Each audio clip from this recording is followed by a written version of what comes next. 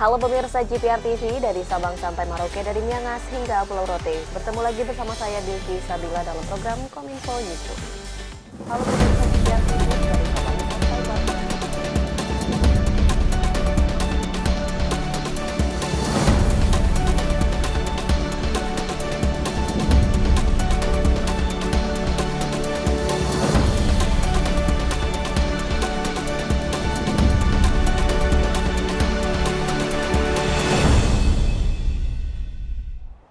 Inilah Kominfo Newsroom selengkapnya. Pemirsa, rapat paripurna DPR Republik Indonesia ke-13 masa persidangan kedua tahun sidang 2022-2023 menyetujui rancangan undang-undang tentang pengesahan perjanjian ekstradisi antara pemerintah Republik Indonesia dengan pemerintah Singapura. Dengan pengesahan tersebut, para pelaku kejahatan atau buronan tidak bisa lagi sembunyi di Singapura.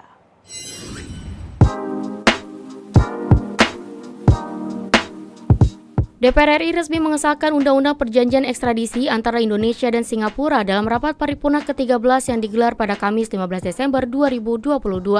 Menteri Hukum dan HAM Yasona Laoly mengatakan perjanjian ekstradisi kedua negara menjadi upaya pemerintah dalam memberikan keadilan dan perlindungan, juga peran aktif Indonesia dalam tatanan hukum internasional. Menkumham menilai perjanjian kerjasama diperlukan seiring tingginya pergerakan warga di kedua negara. Sehingga ketika terjadi pelanggaran hukum seringkali penangkapan pelaku terbentur yurisdiksi negara. Dengan adanya kerjasama ini, maka memudahkan aparat penegak hukum dalam menangkap dan menyelesaikan perkara pidana di kedua negara. Oleh karena itu perlu adanya perjanjian bagi kedua negara dalam hal ekstradisi bagi pelaku tindak pidana yang melarikan diri ke wilayah negara yang diminta untuk menjalani proses peradilan dan pelaksanaan putusan di wilayah negara yang meminta karena melakukan tindak pidana di dalam yurisdiksi negara peminta. Adanya kerjasama ekstradisi dengan Singapura akan memudahkan aparat penegak hukum dalam menyelesaikan perkara pidana yang pelakunya berada di Singapura. Sementara itu, menurut anggota Komisi 3 DPR RI, Pangeran Hairul Saleh menilai Undang-Undang Perjanjian Ekstradisi Indonesia dan Singapura menjadi dukungan yang efektif bagi sistem penegakan hukum dan peradilan pidana di Indonesia. Dirinya juga menyebut kerjasama ini akan semakin mempererat hubungan bilateral antar negara. Komisi 3 DPR RI memandang penting rancangan undang-undang ini untuk segera disahkan sehingga dapat berguna bagi kepentingan negara dan masyarakat umumnya, khususnya dalam rangka mendukung efektivitas sistem penegakan hukum dan peradilan pidana. Rancangan undang-undang ini juga sekaligus memberi respon terhadap kebutuhan kerjasama internasional di bidang hukum secara lebih komprehensif dengan negara lain, khususnya dengan Republik Singapura yang nantinya akan berguna untuk mempererat hubungan bilateral kedua negara yang bersifat saling menghormati dan saling menguntungkan. Perjanjian ekstradisi mengatur sejumlah hal seperti kesepakatan melakukan ekstradisi, tindak pidana yang dapat diekstradisi, dasar dari ekstradisi, pengecualian wajib terhadap ekstradisi, pengecualian sukarela terhadap ekstradisi, permintaan dan dokumen pendukung, serta pengaturan penyerahan. Disahkannya kerjasama ekstradisi bermula dari pertemuan Presiden Joko Widodo dan Perdana Menteri Singapura Lee Hsien Loong di Pulau Bintan pada 25 Januari 2022. Dari situ, pemerintah bersama DPR RI kemudian membahas kesepakatan ekstradisi agar menjadi undang-undang. RUU ini sebelumnya telah disetujui oleh Komisi 3 DPR RI untuk dibawa ke rapat paripurna DPR RI, yakni pada 5 Desember 2022 lalu. Dalam rapat tersebut, seluruh fraksi menyetujui disahkannya RUU ini. Sementara itu, Dewan Perwakilan Rakyat menyetujui 39 rancangan undang-undang masuk ke dalam daftar program legislasi nasional prioritas 2023. Persetujuan tersebut dilakukan usai penjelasan laporan dari Badan Legislasi Nasional DPR Republik Indonesia.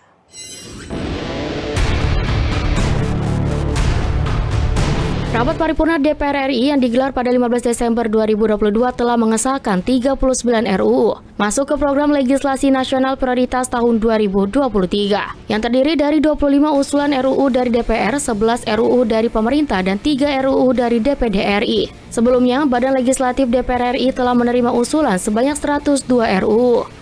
yang terdiri atas 82 dari komisi, fraksi, anggota DPR RI dan masyarakat, 13 dari pemerintah serta 7 RUU dari DPD RI. Terhadap 102 RUU tersebut, Balik DPR RI, Kementerian Hukum dan HAM Republik Indonesia dan Panitia Perancangan Undang-Undang DPD RI sepakat untuk menggunakan parameter yang akan dimasukkan dalam prolegnas RUU Prioritas tahun 2023, yakni RUU tersebut masih dalam tahap pembicaraan tingkat 1, RUU yang menunggu surat Presiden, RUU yang dalam tahap maupun telah selesai dilakukan pengharmonisasian dan pemantapan konsepsi di Badan Legislasi DPR RI, RUU usulan baru yang telah tercantum dalam prolegnas tahun 2020-2024 dan memenuhi urgensi tertentu.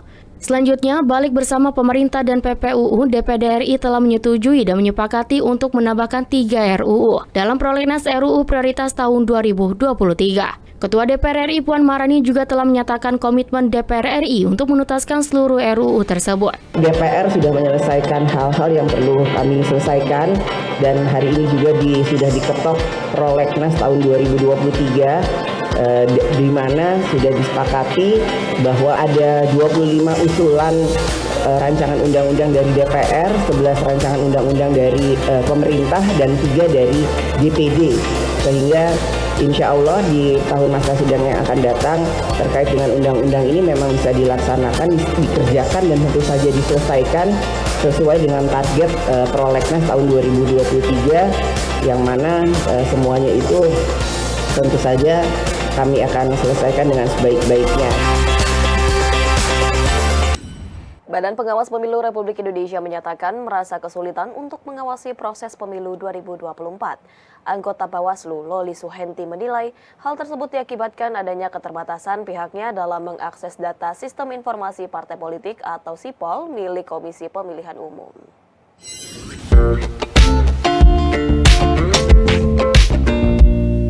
Badan Pengawas Pemilu Republik Indonesia mengakui masih mengalami keterbatasan akses terhadap Sistem Informasi Partai Politik KPU. Sistem Informasi Partai Politik sendiri menjadi instrumen dalam verifikasi keanggotaan partai politik calon peserta pemilu 2024. Koordinator Divisi Pencegahan Partisipasi Masyarakat dan Humas Bawaslu Loli Suhenti mengklaim bahwa keterbatasan ini berpengaruh terhadap kualitas pengawasan dalam tahapan verifikasi keanggotaan partai politik yang belakangan diwarnai isu kecurangan. Meski demikian, pihaknya tetap berupaya keras untuk melakukan pengawasan walaupun dengan banyak keterbatasan. Jadi teman-teman, kalau pertanyaannya apakah itu mempengaruhi kualitas pengawasannya Bawaslu? Iya, kami harus menyatakan iya. Kenapa? Karena memang kita tidak mempunyai keleluasaan mengakses SIPOL, sehingga data akhir misalnya membaca soal keanggotaan, kepengurusan partai, status akhirnya, Bawaslu nggak bisa lihat. Sehingga Bawaslu pun tidak bisa melihat apakah ada perubahan dalam proses verifikasi itu.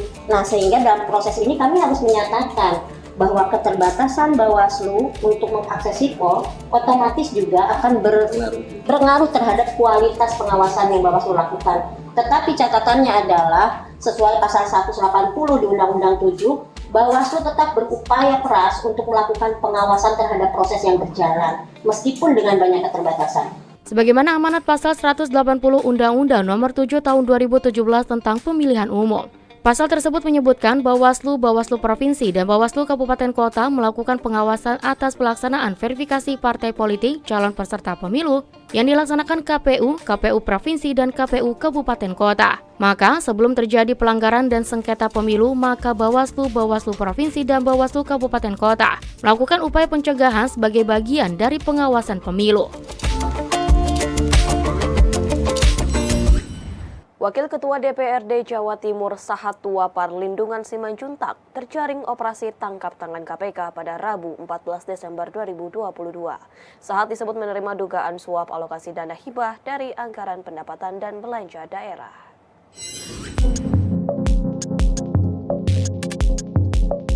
Komisi Pemberantasan Korupsi menangkap 4 orang dalam operasi tangkap tangan di Surabaya, Jawa Timur. Dalam operasi tangkap tangan kali ini, Wakil Ketua DPRD Jawa Timur Sahatua Simanjuntak ditangkap bersama dengan 3 orang lainnya yang merupakan staf ahli DPRD, Rusti, dan pihak swasta Abdul Hamid dan Ilham Wahyudi pada Rabu 14 Desember 2022. Wakil Ketua KPK Johanis Tanak mengatakan, penetapan tersangka Sahatua berdasarkan bukti-bukti yang cukup terkait dengan dana hibah untuk kelompok masyarakat. Suap diberikan kepada Sahatua agar kelompok masyarakat tersebut mendapatkan alokasi dana hibah yang bersumber dari APBD Pemerintah Provinsi Jawa Timur. Dari perkara ini, KPK mengamankan barang bukti uang dalam pecahan rupiah dan dolar Singapura sebesar 1 miliar rupiah. Kemudian turut pula diamankan uang tunai dalam bentuk pecahan mata uang rupiah dan mata uang asing berupa Singapura dolar dengan jumlah sekitar 1 miliar rupiah. Para pihak yang diamankan beserta barang bukti kemudian dibawa ke Jakarta untuk dilakukan pemeriksaan lanjutan di Gedung Merah Putih KPK ini. Sahatwa dan Rusdi disangka melanggar pasal 12 huruf C atau pasal 12 huruf A atau B pasal 11 Undang-Undang Nomor 31 Tahun 1999 tentang Pemberantasan Tindak Pidana Korupsi, sebagaimana telah diubah dengan Undang-Undang Nomor 20 Tahun 2001 tentang perubahan atas Undang-Undang Nomor 31 Tahun 1999 tentang Pemberantasan Tindak Pidana Korupsi pasal 55 ayat ke-1 ke-1 KUHP. Sementara Abdul Hamid dan Ilham Wahyudi ditetapkan sebagai tersangka pemberi suap. Mereka dijerat melanggar pasal 5 ayat 1 huruf A atau B atau pasal 13 atau pasal 6 ayat 1 huruf A Undang-Undang Nomor 31 Tahun 1999 tentang Pemberantasan Tindak Pidana Korupsi, sebagaimana telah diubah dengan Undang-Undang Nomor 20 Tahun 2001 tentang perubahan atas Undang-Undang Nomor 31 Tahun 1999 tentang Pemberantasan Tindak Pidana Korupsi pasal 55 ayat 1 ke 1 KUHP. Menteri Desa Pembangunan Daerah Tertinggal dan Transmigrasi Abdul Halim Iskandar mengumumkan 50 pemenang Lomba Promosi Desa Wisata Nusantara 2022. Lomba Promosi Desa Wisata Nusantara 2022 ini telah berhasil meningkatkan animo masyarakat akan desa wisata.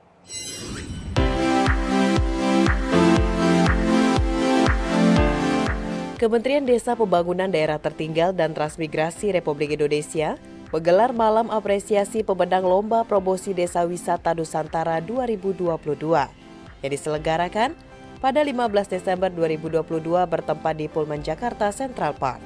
Menteri Desa Pembangunan Daerah Tertinggal dan Transmigrasi Republik Indonesia Abdul Halim Iskandar menyebutkan, Lomba Promosi Desa Wisata Nusantara ini berhasil menjadi sarana peningkatan kunjungan ke desa wisata. Pada Lomba Promosi Desa Wisata Nusantara 2022, Kemendes PDTT memberikan penghargaan kepada 50 desa wisata dengan berbagai kategori, yakni Desa Wisata berbasis potensi alam sebanyak 40 pemenang, berbasis kuliner 5 pemenang, berbasis budaya 4 pemenang, dan berbasis religi 1 pemenang. Sesuai dengan tujuan dari Kemendes PDTT, Lomba Promosi Desa Wisata Nusantara bertujuan untuk menjadi sarana bagi pengelola desa wisata untuk meningkatkan dan mempromosikan desa wisata, serta menjadi pusat informasi bagi wisatawan hingga dapat meningkatkan jumlah pengunjung. Terakhir, Mendes PDTT menyebutkan bahwa Kemendes PDTT telah mengeluarkan payung hukum tentang manajemen pengelolaan keuangan desa, sehingga kedepannya dalam hal pengelolaan keuangan tidak menjadi penghambat dalam pengembangan wisata desa. Di dalam pengelolaan desa wisata dalam konteks BUMDesa, kita juga terus melakukan koordinasi dengan perguruan tinggi utamanya STAN. Dan beberapa hari yang lalu kita sudah mengeluarkan payung hukum untuk akuntabilitas pengelolaan akuntansi pengelolaan keuangan di BUMDesa yang dibikin oleh STAN, kemudian didalami oleh Asosiasi Akuntan Publik Indonesia dan juga bersama-sama dengan Asosiasi Akuntansi Indonesia AAI.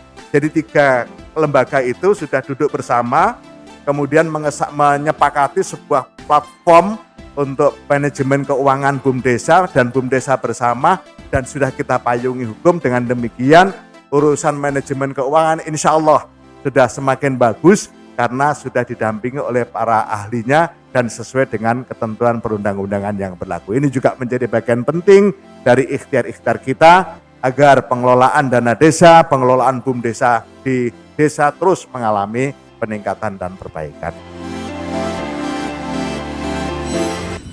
Pemirsa, usai jeda kami akan kembali dengan informasi lainnya. Tetaplah bersama kami dalam Kominfo Newsroom.